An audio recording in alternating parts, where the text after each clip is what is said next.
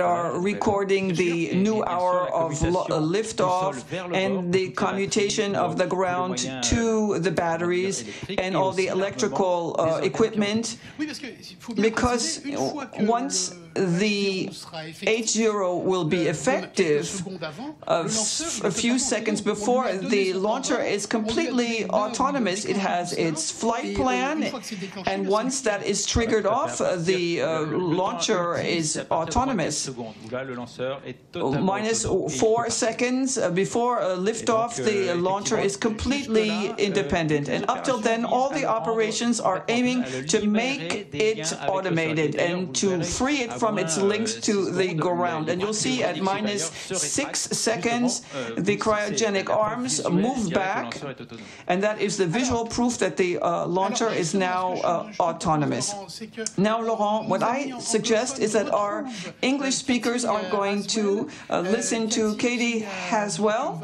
Katie, who is going to talk during the last 3 minutes of the countdown, and we are going to continue with our French friends. Yes, so we are 2 minutes now and 50 seconds to launch, and we can confirm, yes, that the was given due to the launch zone and not the launcher itself. And if you take a look there at the top of the launch vehicle, you can see those big yellow structures 3/4 of the way up. Those are called the cryogenic arms, and they are clamping onto the top of the launch vehicle, and they are feeding cryogenic propellant into the vehicle. That's propellant which is kept at unbelievably low temperatures. It's liquid hydrogen and liquid oxygen. The hydrogen is minus 253 Celsius and the oxygen minus 150 degrees Celsius. And of course it's so cold that it tends to evaporate, and that's why we top up those tanks right up until the last few seconds. In fact, you'll see those arms withdrawing 6 seconds before the launch. And here you can see the teams, the VIP guests coming out onto the Jupiter control room terraces, getting ready to watch the launch now from outside with their own eyes. We are 1 minute and 27 seconds to launch. Looking here at the range operations manager, waiting for him to announce the final minute. À toutes les vidéos, attention pour moi, 1 minute.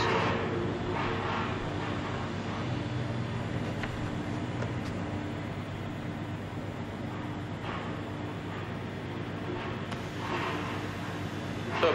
À 0 moins 1 minute. And we are 1 minute to launch. We're live at the Guyana Space Center. The launch of Horizon 3E for Intelsat and Sky Perfect JSAT Corporation, built by Boeing, and ASA Space 2, Intelsat 38 for ASA Cosmos and Intelsat, built by Space Systems L'Oréal. Our very best wishes now to all the teams. Let's sit back and watch the launch.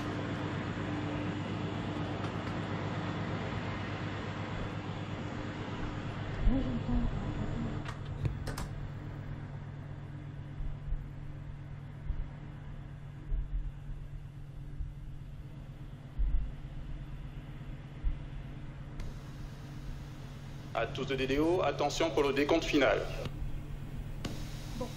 10, 9, 8, 7, 6, 5, 4, 3, 2, 1, top.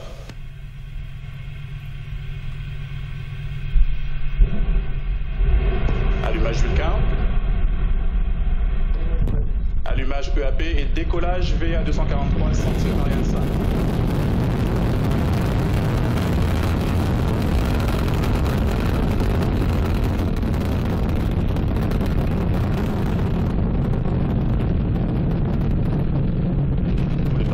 Sont nominaux.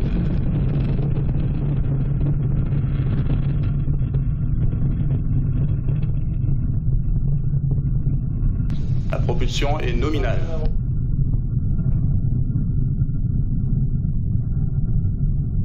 Trajectoire toujours nominale.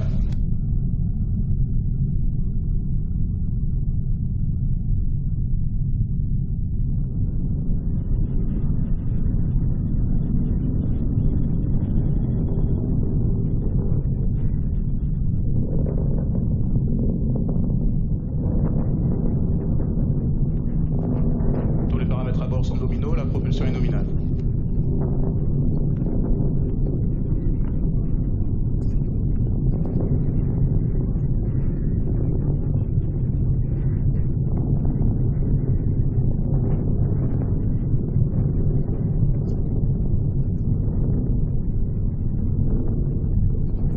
La propulsion est nominale.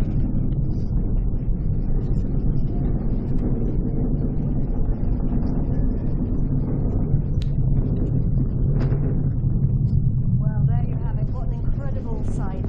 Ariane 5, the 100th launch today. There she is, blazing a trail across the night skies here at the Ariane Space Center.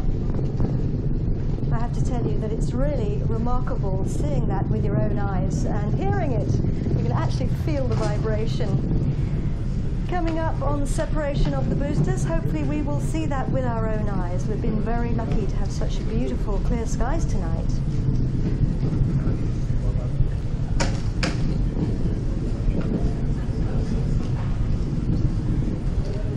Séparation des deux EAP.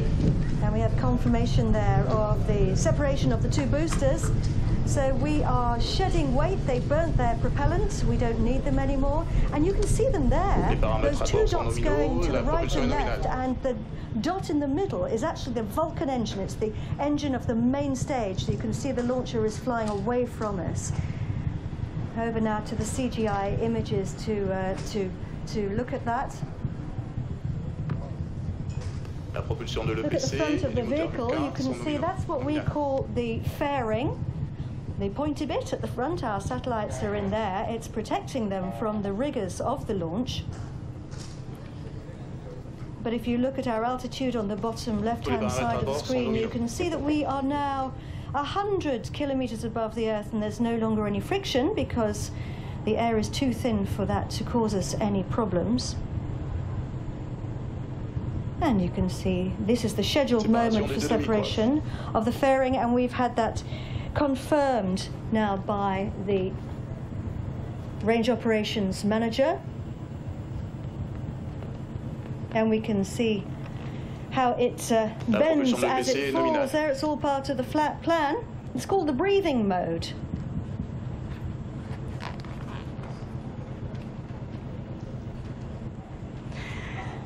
So I am joined now here on the terrace by Laurent Jourdan, who was in the commentary box with Thierry. Hey Laurent, thank you very much indeed for coming here. It's a pleasure to be with you tonight. It's quite something, isn't it, watching a launch like this? Yes. You've seen a lot of these, but yes. Does it ever wear off? I always. First the light and then the noise which vibrates internally and externally. It's amazing, always. And then, of course, we had to wait for about 40 seconds or so before we actually heard it. So, Laurent, you must have seen a lot of launches, though. Yes, I arrived there for flight 27. So that's almost 216 launch up to now. And 217 now. 217 launches.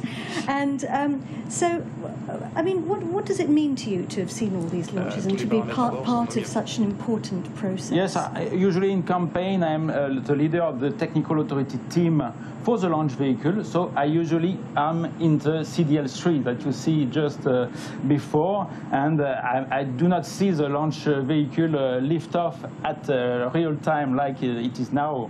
So it is inside the blockhouse. But it's quite a privilege for you to have seen it. And of course, because you've worked here for so many years, I think you were saying, what was it, 25 years with Ariane Space and 30 years in the business.